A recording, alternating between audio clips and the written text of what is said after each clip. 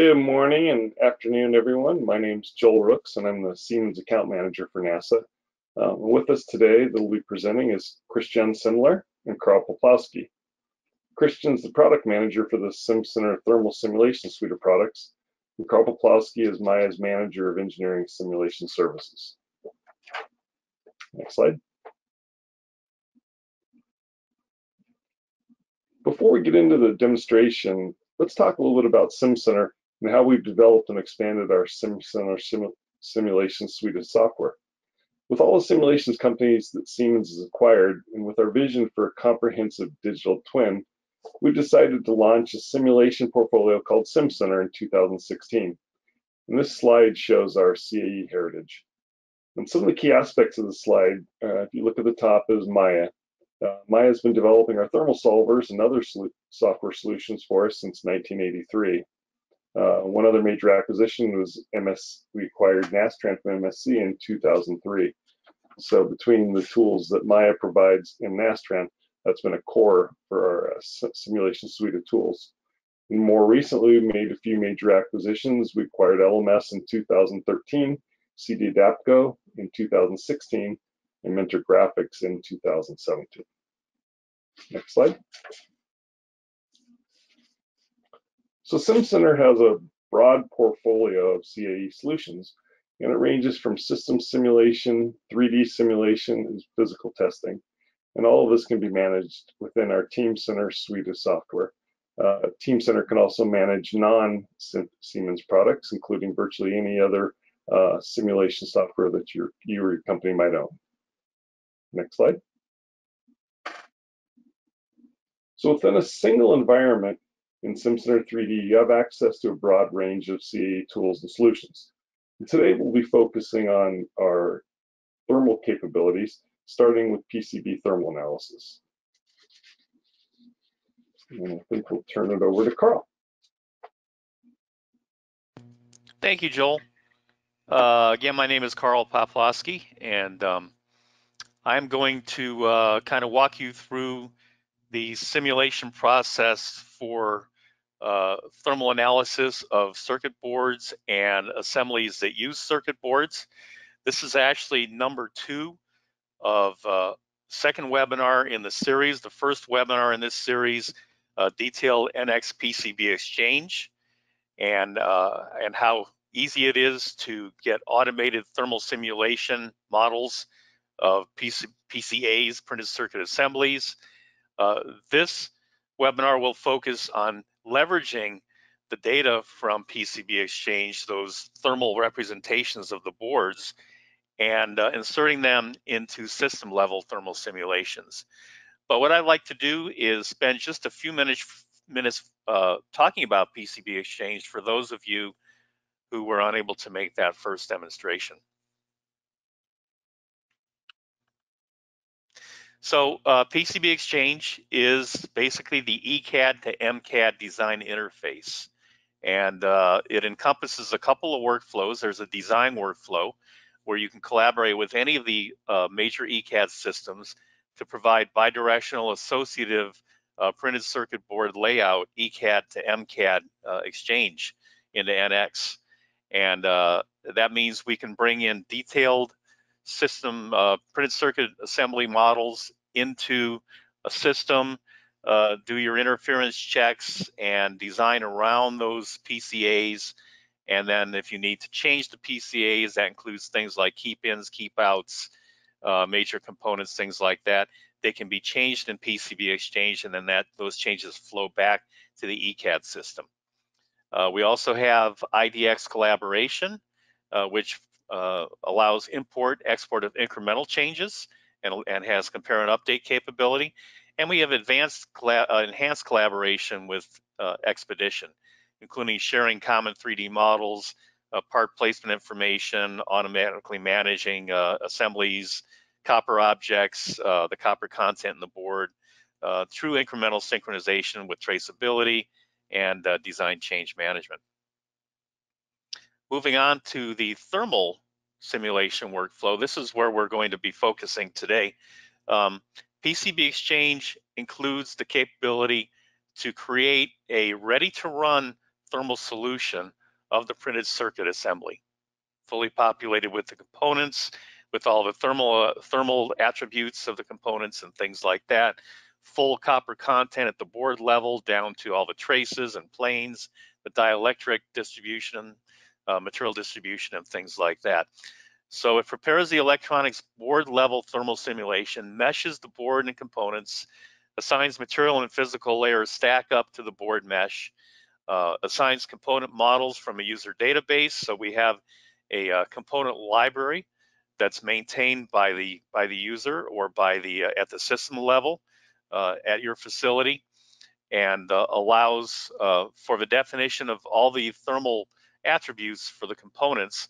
So once the PCB Exchange looks at a fine number or a part number, it automatically reads that thermal data into the thermal model for the component. Creates heat loads, thermal couplings, thermal conductances, things like that. Also fully integrated with Teamcenter. Okay, for the idealized part, that's of course the simplified geometry, the finite element model or FEM, and the simulation files. This is sort of where we fit in the total workflow. Typically, your ECAD designer is going to provide a preliminary mechanical layout. Using the NX PCB Exchange, you're going to read that into NX, possibly through Teamcenter. And we service all the major ECAD packages, Mentor, Zuken, Cadence, Altium, either through IDX or ODB++ file formats. And once the solid model is brought in, of course, your CAD designer is going to work with that solid model in NX in the assembly, making changes and writing those changes back to ECAD if necessary. But also at that point, very early in the design process, you can run thermal simulation of the board. Okay, using the component library and your knowledge or prediction of what the system level thermal environment is going to look like, you can work with that board, move components around, work with copper planes, thermal vias, and things like that very early in the design process before these items become critical late in the design process. Of course, then we can do detailed packaging at the CAD level. This is really where we're focusing today. I'm starting over here just as a review, but we're going to be focusing over here, basically taking that populated board thermal representation and writing it into the system level thermal model, the so-called black box model or whatever you want to call it, where the circuit boards are going to reside. Additionally, you can take that circuit board representation, you can run structural simulation on there. You can run G's, response simulation for perhaps random vibration, which of course is very important in spacecraft applications, drop testing and things like that, thermal mechanical stresses and fatigue and things like that. So the PCB thermal simulation provides a ready-to-run simulation model. Okay, it reads the stack-up data from the external ECAD file, either IDX, ODB++, GenCAD, or Zuken file formats, and provides for the signal and dielectric thicknesses, okay, which is very important. So it takes that trace data, reads it in, and then at runtime, it converts that trace data into what we call thermal conductivity fields for the board.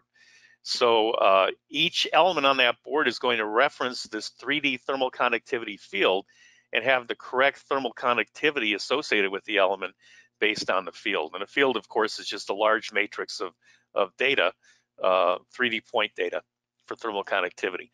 Also services thermal vias and blind buried vias for local cooling of components. And we have three different thermal representations for the component: a 0 resistor model, a 1 resistor, and a 2 resistor model. The 0 resistor model basically just dumps the heat onto the board. A 1 resistor model, which is typically pretty popular, provides for a case temperature, and then oftentimes the user will have a little spreadsheet given the case temperatures in order to determine junction temperatures. But our 2 resistor model will provide junction temperatures. Okay, so a 2 resistor model uses a non-geometric thermal node to represent the junction, and then of course we have 2D elements at the case level. The software also provides for discrete component footprints at the board level, so you don't have to spread the heat across the entire board. You can input it at the footprints, whether they be BGAs or whatever it is that you have. And we also provide for component underfill, so you can provide the material that's used for the underfill, the void fraction, and it inserts an additional thermal conductance for the underfill. So basically, we're getting board level temperatures in minutes. So let's take a quick look at PCB Exchange. This is what the geometry looks like. If you're asking for CAE geometry, you're basically getting primitives. You can see that there's copper traces for each layer that are in the solid model as well. Okay, and then if we look at the finite element model, what we see is that the board and the components are fully meshed. The user has control over the mesh density. This is actually quite a coarse mesh, especially at the board level for the demonstration today. And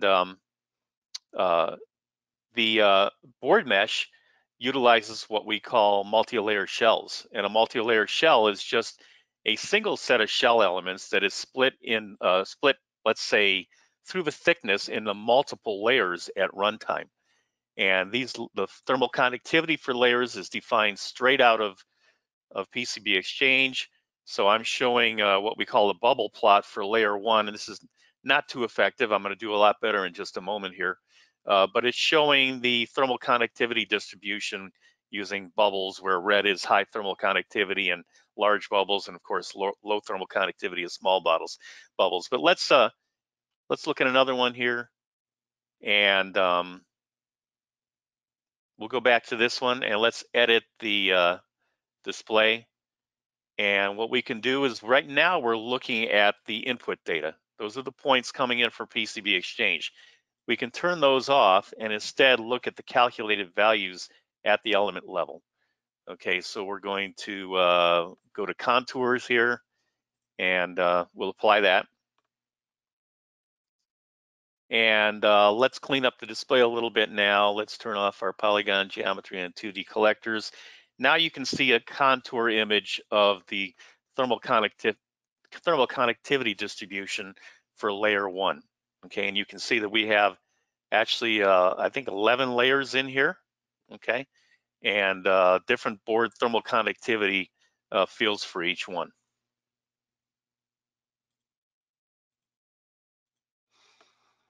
Okay, so that's of course defined straight out of PCB Exchange without any user intervention whatsoever.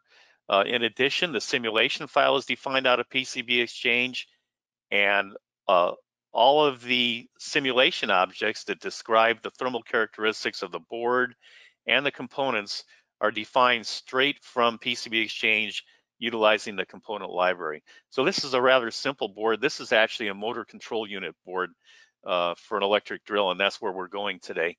But you can see the different components are highlighted. If we edit one of these components, we'll see that that's straight out of the component library. This IC1 is a 1 resistor model. It has a theta case to board of 20, a max case temperature of 100, and it only dissipates 0.05 watts. So these values are straight out of the component library. And again, that component library is maintained by the user or maintained at the system level. And you have control over this. So you can change these values once they're defined at the model level if you need to. So we have quite a few components in here. The software by default creates a free convection constraint on the board, but of course for spacecraft applications, we're not going to use that. So I've removed that from a solution and defined my own. I have a radiation constraint, and this is simple radiation to environment, where I've chosen all of these elements, and I'm saying we're radiating to the environment with an effective emissivity of 0.9. This is the poor man's approach to radiation. We also have, of course, radiation view factors, which we'll be getting into when we talk about the system level model. We define radiative ambient conditions. These are default conditions that are defined at the solution level for temperature. In addition to radiation, I know that basically we're going to be installing this board in a heat sink along this edge, and I'm going to estimate the heat sink temperature at 80 degrees Celsius and define it along that edge. So we're doing, again, this is preliminary board thermal simulation early in the design process in order to get this board as right as we possibly can before we finalize the design or have a more mature design. So we're going to walk through a couple of temperatures. SimCenter has a really nice capability to define post-processing templates. So I'm going to walk through these templates. These are element temperatures. You can see the edge of the board at 80 Celsius, and of course the board temperatures, the component temperatures.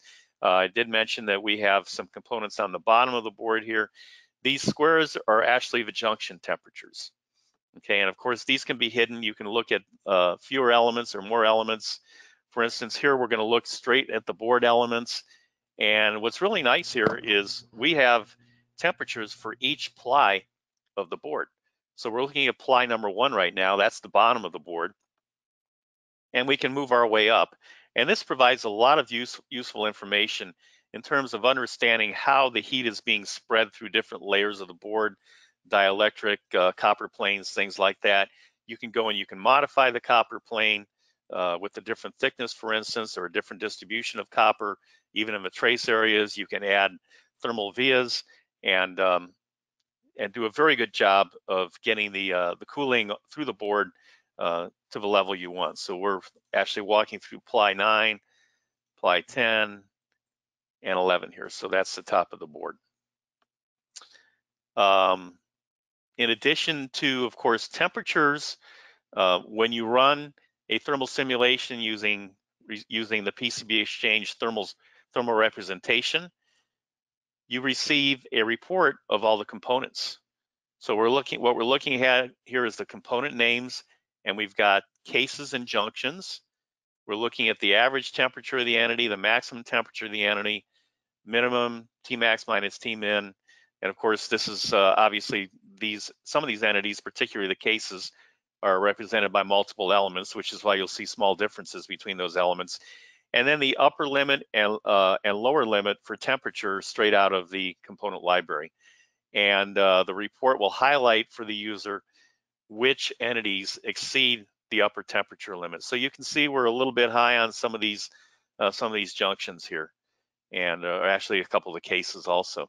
And this gives us the opportunity to work with this before we even move on to system level thermal simulation. So that's a quick overview of PCB Exchange. Let's move back to our PowerPoint. And of course, where we're going with all this is reusing that thermal representation of the board that I just showed you at the system level. So we'll do that by utilizing what's called Assembly FEM or AFEM in SimCenter 3D. And what that does is it looks at the CAD assembly and says, oh, I have this part number here, and the user is going to map the associated FEM for that part number to that location in the CAD assembly. Okay, so it maps the finite element model for each component, and this is really one of the nicer things in SimCenter 3D because it allows you to break a very large finite element modeling application down into very small activities. Okay, we're meshing one component at a time. Also, on a lot of boards or in a lot of situations, you have multiple instances of the same part number. Well, in a more traditional finite element modeling tool, you would have to model, for instance, you'd have to mesh this capacitor, that capacitor. You'd have to define your heat exchange T characteristics for it. With AFEM, it will map all instances with one finite element model. Okay, all instances of a component. So once that's done, you place the board CAD from PCB Exchange into the system CAD, and that can be done by the MCAD designer. It can be done by the simulation specialist. It's really up to you on when that's done. And then you just, again, map the finite element model from PCB Exchange to the board at the system level. And all of that information is brought in to the system level simulation. Finally, you import loads and boundary conditions. So we're looking really at complete data reuse at the system level once you've completed the board level simulation. So before we actually move into the system level simulation, Christian Semler is going to spend just a few minutes giving you a brief overview of the SimCenter 3D thermal simulation tools and an introduction to SimCenter 3D thermal. Christian? Yeah, thank you, Carl. And I just want to remind everybody that we have a box in the GoToMeeting where you can ask any questions, and we'll answer those questions at the end of the session. So I will go very quickly through an introduction of our thermal flow simulation product that live within SimCenter 3D. And as you can see from this slide is that there are 7 key attributes that are very important for our thermal flow solution. And I will go very quickly through all of them. The best-in-class NX native simulation modeling capability, our CFD solution, our thermal solution. One thing that we believe is very important is the co-simulation, or the ability to run multiple physics into one environment. And that can even be extended to what we call design exploration or optimization. And they are very nice tools for automation, customization, integration. And as well, very important for us is the Teamcenter integration. So let me just go very quickly through those 7 key attributes. So the first one, NX native simulation environment. I assume that most of you are familiar with SimCenter 3D. It sits on top of NX, which obviously brings what we call best-in-class geometry editing and CAD associative CAE modeling capabilities. It has synchronous technology, which means direct modeling, which is very quick and intuitive. For CFD application, that modeling environment allows you to quickly create fluid domain, for example, and obviously all that is associative to the original CAD geometry. So that allows very quick updates of the geometry.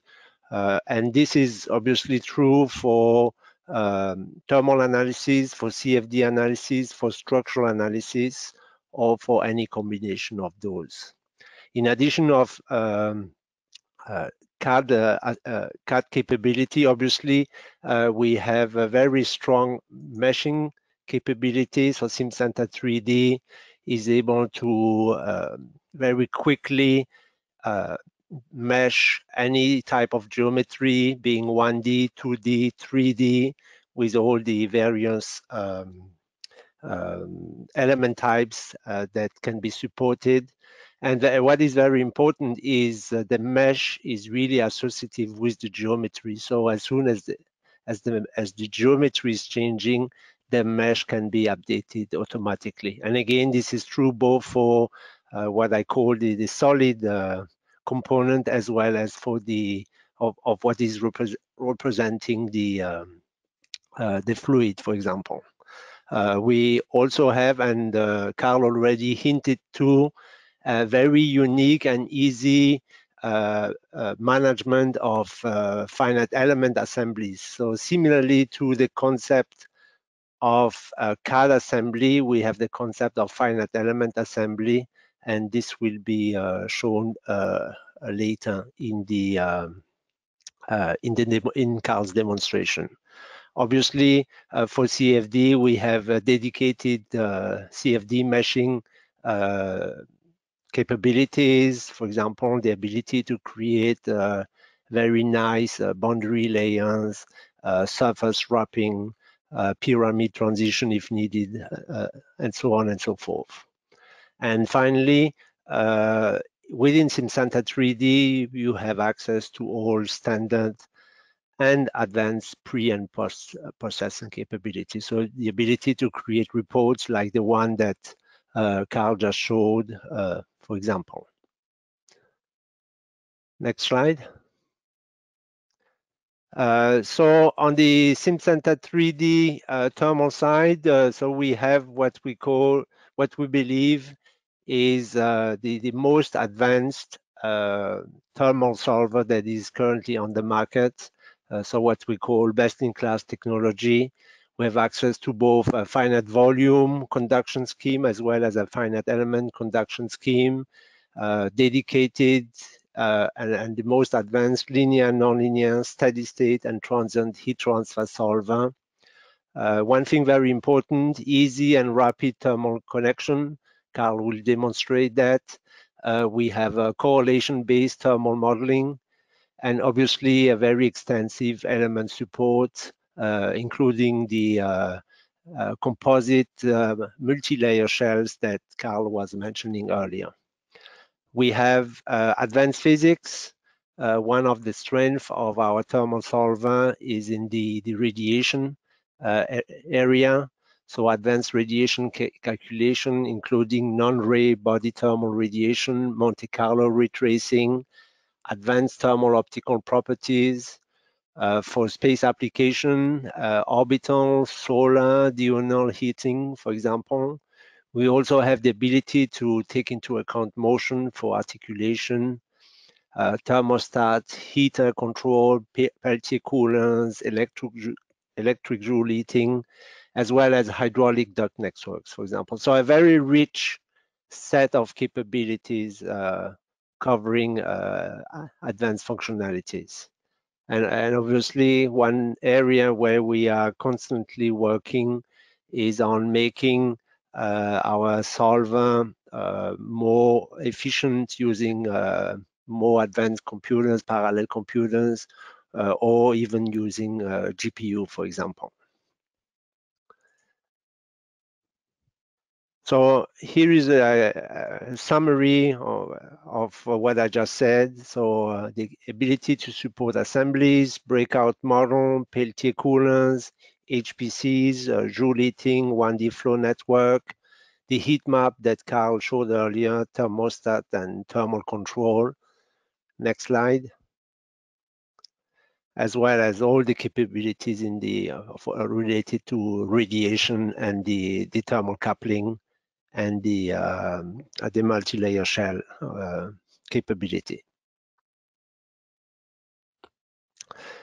But one of the strengths of the SimCenter 3D platform is the ability to construct the various models within the respective physics, being structural, being CFD, or being thermal. But we also have what we call co-simulation. For example, when we want to do conjugate heat transfer, so coupling our thermal solver with our flow solver.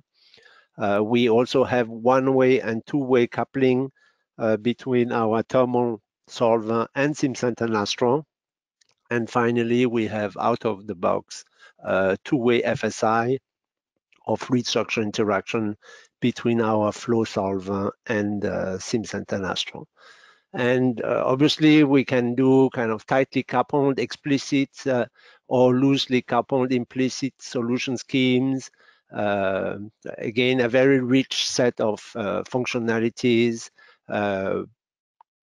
Depending on the area or the use case, we may want to share the same mesh, or we can have dissimilar mesh and have an automatic mapping between the various physics. So a very rich set of multi-physics capabilities. So on top of that, and this is a capability that comes from a relatively recent acquisition from from Siemens, actually through the CD Adapco acquisition, which is a piece of software called HEADS that is now embedded within the SimCenter 3D. And this allows what we call design exploration. As I said earlier, we have full associativity between the CAD, the mesh, the assembly mesh, as well as the simulation. And this allows us to create very quickly scenarios where you can modify different parameters, geometric parameters, loading condition parameters. I don't know, Carl, there's a video here. I don't know if you want to play it. Let's see what we can do here. Okay. Does it play or? There we go. Okay. Yeah, perfect. So you can see in this example, which is in fact a PCB model that you see on the lower right that is embedded into a casing, and we have geometry that is changing from the casing. So you can see the number of holes at the top and at the bottom of the case that is modified in order to try to find the optimal or to minimize the hotspot on the PCB itself. And so this is a very intelligent search algorithm that is provided by HEADS, which automatically tries to find the optimal design for a certain number of parametric changes. And we also have advanced post-processing capabilities. So if you want to see the effect of the various parameters of the solution, this can be very easily conducted. Obviously, we also have Teamcenter integration being part of the Siemens portfolio. So we have a simulation data management, solution traceability, and this allows the enterprise collaboration. Next slide. So in addition of our what I call regular thermal flow product, we also have two vertical application. And the first one, which I think is very relevant for NASA, is our SimCenter 3D Space System Thermal product, which, as I say, is a vertical application of our thermal solver, but for the space industry.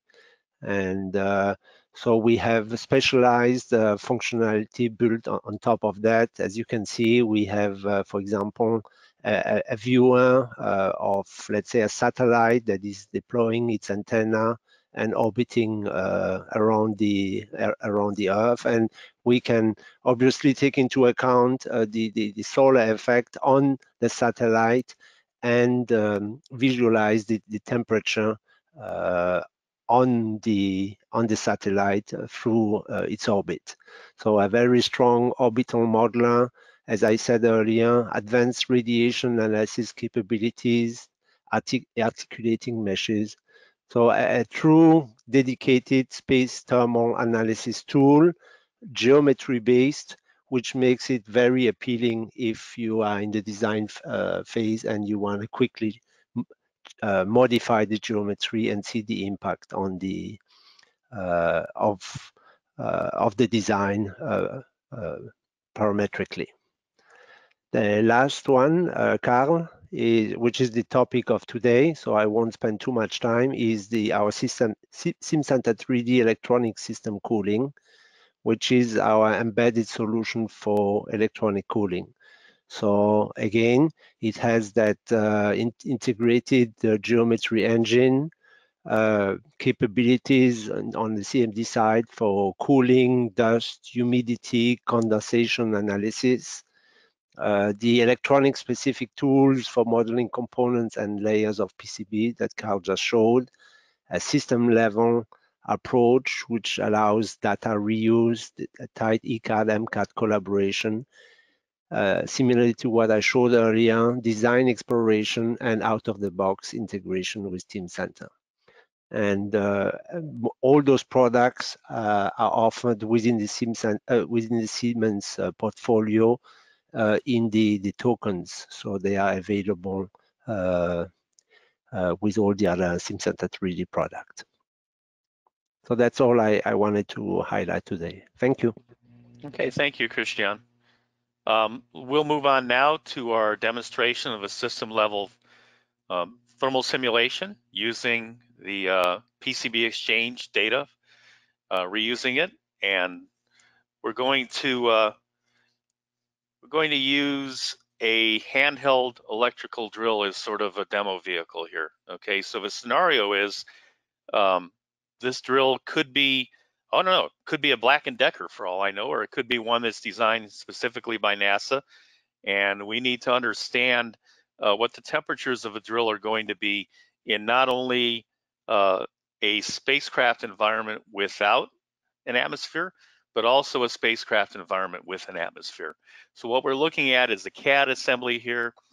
We can go ahead and clip through the assembly to see what's inside, and I'll just say I want to use the body color for all the cut sections.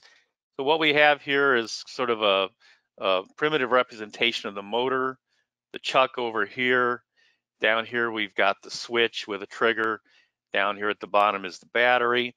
And we're going to be focusing in this area here. And I can draw that cut plane through here. So what that tan item is actually a heat sink where the motor control board is going to be installed. Okay, so you saw me working with the motor control board a few minutes ago. And you can see that heat sink is pressed into the case with a couple of standoffs.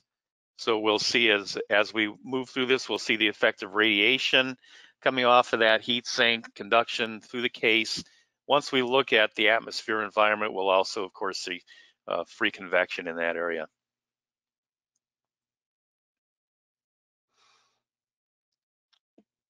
Okay, so what we have to do, first of all, is insert the CAD representation of the board in this assembly. Now, as I mentioned before, this may be done by the MCAD user. More than likely it will be, and so you won't have to worry about this. There are times when you may need to do it yourself, and I thought I would just show you how that's done because it's actually quite simple. We'll just say we want to add a component, and we'll go and grab the CAD straight out of PCB Exchange. It previews it for you, so that should look familiar by now. And then we need to place that CAD in the correct location in the assembly CAD. And we can simply move it into place, we can drag it into place, or we can use assembly constraints. Assembly constraints are a little bit more robust because if, for instance, if I constrain this board to the heatsink and later that heatsink changes location, the board will move with the heatsink. So we're going to, first of all, align the bottom face of this board with this face on the heatsink. And if the software initially gets it wrong, you can just tell it to go ahead and reverse. And now we have the correct alignment there. And then we're going to touch that face of the board with that face on the heatsink. And we're done.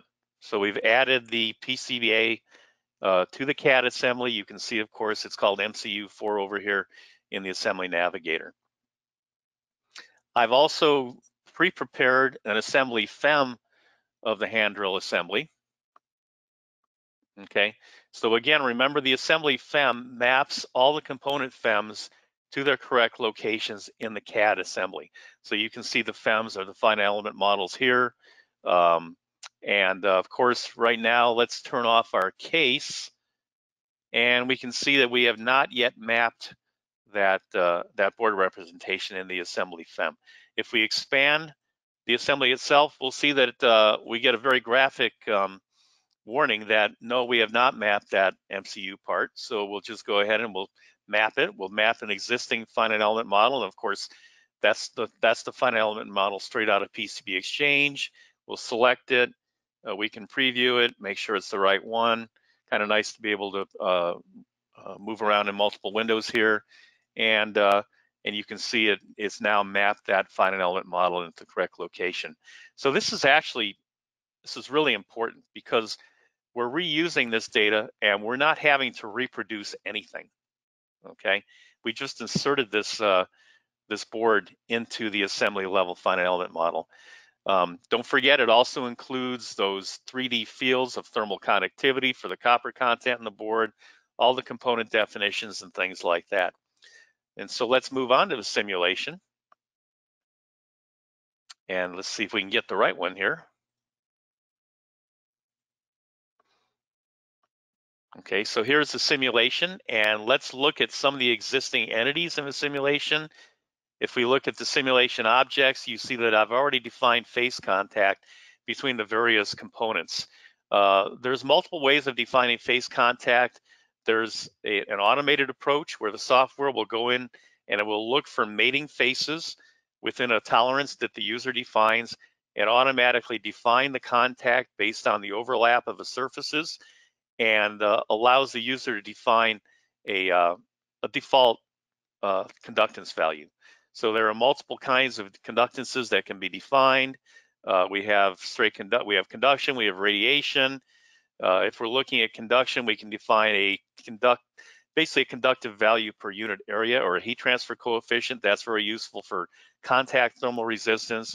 We can define an actual total resistance or total conductance, or we can define a conductive gap where the software is going to take the thermal conductivity of some interstitial material that you've defined, look at the distance between the entities, and create that thermal coupling for you without you having to explicitly model it.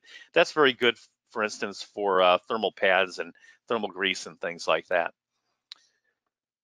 In addition to the face contacts, we have a radiation definition somewhere. There it is. Okay, there are multiple ways of defining radiation within SimCenter. I talked earlier about the fact that we can define radiation to the environment. That's a simple, low overhead way of saying, I know what the view factor is to the environment, and I'm going to provide an effective emissivity.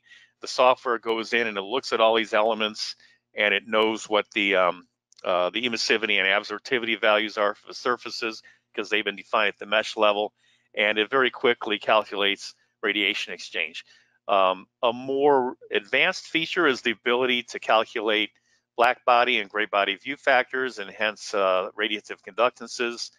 And I'm using the capability here called all radiation, where the software is going to go look at each element that has radiation properties defined on it and calculate the view factor to all other elements and to the environment. Now, this is a little higher overhead approach. For small models, it's fine. For larger models, we can take that one step further, and we can define radiation enclosures. Okay, so this is a situation where you inspect your model and you say, well, I know that we actually have an enclosure down here in the battery area. So instead of using all radiation, I'm going to define an enclosure in the battery area and limit that search when the software goes to calculate view factors to only that enclosure area. I might have another enclosure up here, and then my final enclosure would be the exterior of the model. And of course, what that does is it cuts down significantly on the radiation exchange overhead.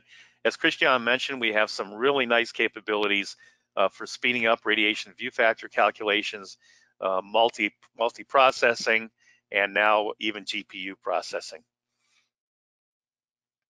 Finally, we have to define some boundary conditions down here. And really they consist only of, in addition to radiation, the heat generation at the battery and at the motor level. So we've put some heat generation in there. Now what's lacking here, of course, is the simulation entities for the board. All we have to do is go up here, right mouse button the board, and import simulation entities, and we're set to go here. We'll click on the sim we're going to use, and it places all those simulation entities in the system level holder. So the fact that you see open circles there means that they're not currently being used in the current solution. So we'll simply drag and drop them down there. Okay, right there. And now if we expand that, you'll see we have, in addition to the phase contacts and radiation, we have all of the component definitions that we discussed earlier in here. We also have possible constraints. We haven't brought those in. It looks like we're ready to go here. Let's just quickly review the solution. Okay, and I'm running electronic systems cooling here, but I could just as easily be running space systems thermal. Space systems thermal is fully able to reuse the PCB exchange data, or just our more common SimCenter thermal capability can reuse that PCB exchange data as well. What have we got here? Well, first of all, the ability to define parallel processing is very important. I'm telling it to solve thermal and parallel processing. It utilizes a little file that allows the user to designate which nodes and which cores are being used for multiprocessing. This is a unique feature. You can change the units convention for the solution. So sometimes you might be running you might be modeling in one set of units, and you want all the readouts and results to be in another set of units. You're fully able to do that. And by the way, instead of being units neutral, we're units specific and units flexible, and that we can change the units anytime we want. So for instance, here we have ambient conditions, and I can do the conversion and select other units conventions here, or I can change the units and define anything I want. So I've got absolute pressure value and ambient temperatures here. I'm also specifying, later on I'll be specifying the gravity vector when we look at flow. Initial conditions for transient analysis, full restart capability. This is very important. If you've gone through the steps of having the software calculate radiation black body, gray body view factors, and radiation conductances, we can reuse all those values if we're, for instance, just changing a heat generation value on the battery or a thermal conductance value between the heat sink and the case or something like that. Again, cuts down significantly on run times. We've got some thermal flow capabilities here, including the include file that allows you to define user subroutines, and then we have the capability for defining result options. Let's quickly review some results here. And I'm going to have to go over here and import them. Let's see what we got here. Yep, there it is. So we'll start with looking some nodal temperatures. This is the exterior surfaces. That can be important. You need to know how hot they are if for touch surface considerations. Let's walk through a couple of templates here. So here we're looking inside the case, and we can see the control board that we're interested in. We can see the motor over here. So we're running pretty hot here, close to 100 Celsius, which is probably not a good thing, and we're even running hotter there for the components. I haven't gone through any sort of cooling optimization here. We can look at the board, at the interior components, and see what the board and component temperatures are. And we can go in here and we can, for instance, probe and identify some results. So for instance, I'm looking at the heatsink value, and you can see we're at 94 Celsius. You may remember when I did the initial board level thermal simulation, I assumed a value of 80 Celsius for the heatsink. So that would explain why the temperature is a little hotter here. And of course, these are things that you're going to be stepping through again early in the design process to prevent any problems downstream. Okay, so this is with radiation and conduction only. This is in a non-atmosphere environment, in let's say the space station. But what happens now if we take this drill into an environment where there is an atmosphere? Okay, so there's the same model, and the only thing different about this model is that we've had to define the air domain in the area of interest. And to save me a little bit of work, instead of defining the aero domain inside the entire case, what I've done is just define the air domain in the area of interest. And let's turn off our case again. So here's the air domain in cyan, and you can see that it's meshed with tetrahedral elements. Christian talked about how we can mesh boundary layer elements. We have really nice mesh capabilities. We have multiple choices for turbulence models, and turbulence models that use, for instance, the wall functions, and turbulence models that don't use the wall functions. We have very nice tools for extracting this error domain. One of them Christian mentioned is surface wrapping. We also have, of course, Booleans that work quite well most of the time.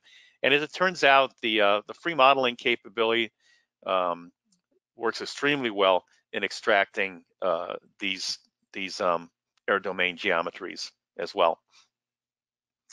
Okay, so let's turn this guy back on, and let's look at the only thing we have to do at this point is define how the error enters and leaves those domains. And these are just openings, and they're just general openings. We don't have to say that the error is leaving or coming. The software actually figures that out. So here's the left-hand opening, and all we're saying is those faces are open to ambient conditions. You may notice there's some other things down here. We can define head loss for those openings, and we can define tracer fluids and gas mixtures. They definitely come in handy at certain times. And then we have, of course, another entity for the right-hand side. So in addition to defining the error domain and the openings, we have to define a couple of additional things at the solver level. We're designating that we're solving flow and existing at thermal now, and we're turning on our buoyancy switch since this is a free convection driven problem. Down here under 3D flow, this is just telling the software that the 3D solid elements are blocking the flow, so it automatically is going to define the interaction between the 3D solid elements and the 3D fluid elements. And we have switches for high-speed flow, non-Newtonian fluids, connecting disjoint fluid elements, and things like that. Let's quickly review some results here. And let's go to nodal temperatures. And of course, now we're looking at the touch temperatures for the case in an air environment. You can say they are a little bit lower. And let's walk through some templates here.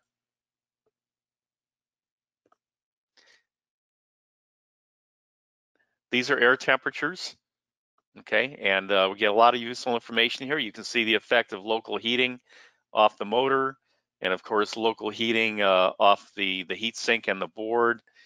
We can clip into this display and get a better idea of what's happening at the board level, okay, in terms of air temperatures. It's very clear to see, well, hot air rises, right? And you can see that very clearly. But of course, it gets more interesting, and we can move into looking at the flow velocity. So here's an arrow plot on a center plane of the flow velocity, and we'll kind of square that off. Okay, so the gravity vector is in the minus z direction, and it's very easy now to see what your flow is doing. It's rising along that hot surface of the motor. It's rising along the warm surface of the heat sink, and it's rising over here due to heating off the components of the board. Now, if we look this way, you'll see that as the plane currently sits, unfortunately, we're right down the middle of a fin there, so we do have the capability to move that plane around either interactively, or I can just type in a value for the plane location. It'll take a minute for it to regenerate here.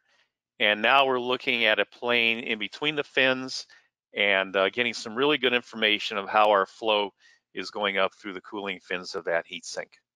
Okay, being drawn in from over here and up the heat sink. This gives you the kind of information you need to, for instance, maybe define some baffles to do a better job of directing the airflow. So we've looked at the ZX plane. Let's take a look at the YZ plane. And here again, really useful information. For instance, what we're seeing here is that the air is being drawn in through the lower part of the vent, circulating below the board and then coming up around the board and actually being exhausted through the upper portion of the vent. And remember, I just defined an opening. I didn't say whether air was coming or going. The software figures that out for me. Okay, then of course, in addition to the flows, we see the temperatures. They are somewhat lower obviously in an atmospheric environment. You can see the components and the heat sink, and then finally we'll kind of isolate the PCB with the heat sink, and you can see those temperatures. And again, we have a SimCenter thermal report for those entities, and you can see that again we have a few items that are over temping that we'll have to address that go beyond the upper limit of temperatures for the components.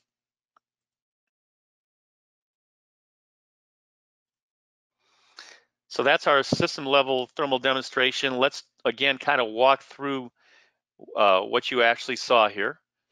Okay, so the PCB CAD from PCB Exchange is located in the system level CAD assembly, either by you or by the MCAD operator. Okay, then you will take the FEM from PCB Exchange of that PCA and map it into the AFEM of your system. And remember, the AFEM is just a collection of component FEMs that are positioned in their correct locations in the CAD assembly. One of the major advantages of working with a finite element modeler that's fully associative with the CAD. So, for instance, if we moved this heat sink to a different location, the board would move with it, the mesh would move with it, and you'd be able to very, very easily rerun your model and entertain different design parameters and things like that. We're going to reuse our simulation entities. You saw how I imported them very quickly, and I guess I forgot to do this. I forgot to define the thermal connectivity between the components and the heat sink, but suffice to say that thermal couplings are used to define that thermal connectivity where needed between that board and the heat sink, and that would be along the edge, and then kind of representing these the thermal pad between the components and the heat sink with the thermal coupling capability that I mentioned earlier. And then finally running the solution, post-processing, interpreting results, and things like that.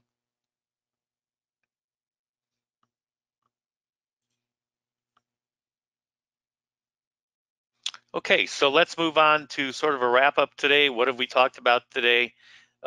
Christian told us about SimCenter 3D, its long and successful CAE heritage, the access to many powerful CAE solutions, not only thermal and flow, but also structural,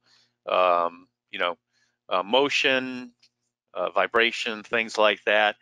We reviewed PCB Exchange, talked about how it supports all major ECAD formats, including LTM, ODB++, IDX, things like that.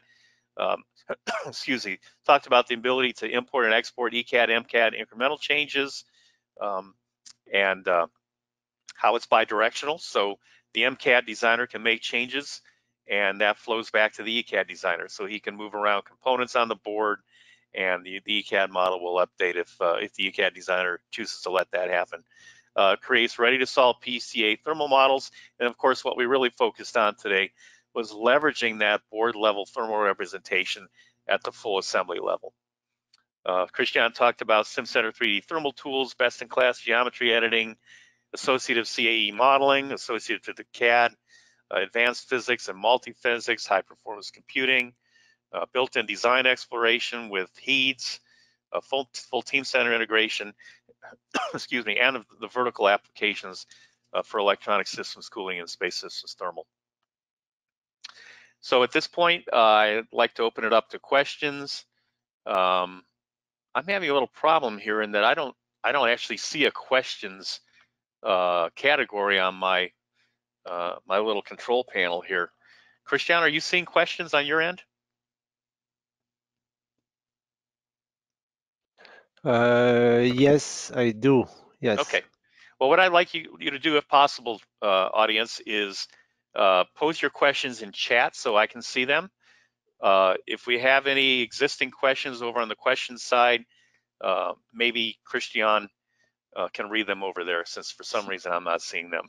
Yeah, there are 4 of them. So first one, say you are saying that the PCB Exchange thermal capability can be used early in the board design process to evaluate temperatures. In your opinion, do you think a board designer could use this tool? Yeah, that's a good question. Thanks for asking that question. Absolutely. We have several of our clients running PCB Exchange using their electrical engineers. So it's very easy, as I showed you, to create that thermal representation of the board using the component library. And we have electrical designers moving components around, changing copper content in the board, defining thermal vias and things like that before the board is actually even delivered to the thermal analyst for either board level or system level thermal simulation.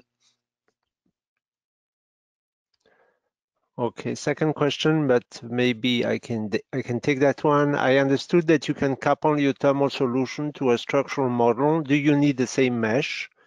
So I guess the answer is it depends. If you want to do a fully coupled where the thermal solution and the structural solution influence each other, currently, yes, you need the same mesh. But for PCB type application, for what you saw today, so for a sequential coupling, which is usually what people do, there's no need to have the same mesh. In fact, I could even say that you don't even need the same exact geometry. SimCenter 3D has some powerful mapping algorithm that lets map when the geometry is the same or extrapolate the mapping to either non-existing geometry or geometries that are a bit further along. So this is one of the strengths, I think, of SimCenter 3D.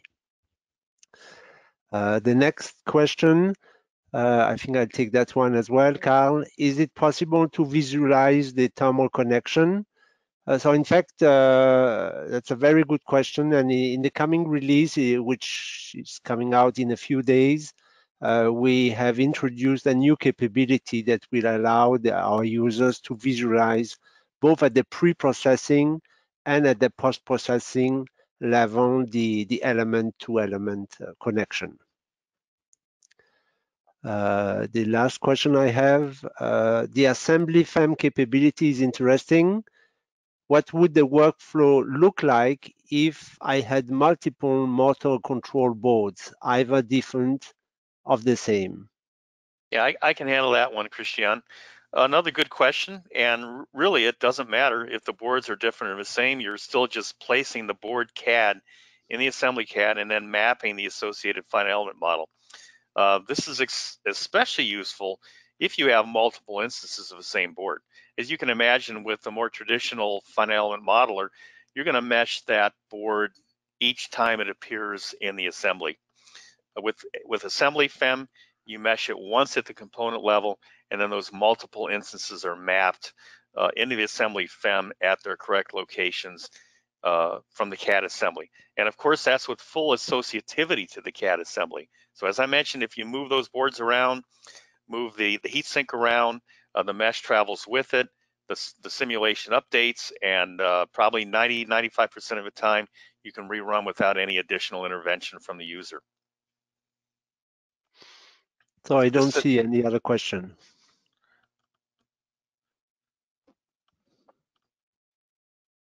Okay, if there's no any additional questions, we'll conclude our webinar today. We hope you've enjoyed it. And we are doing these webinars bi-monthly, so you can expect to see an email in the near future detailing our next subject. Thanks a lot for attending today. Thank you.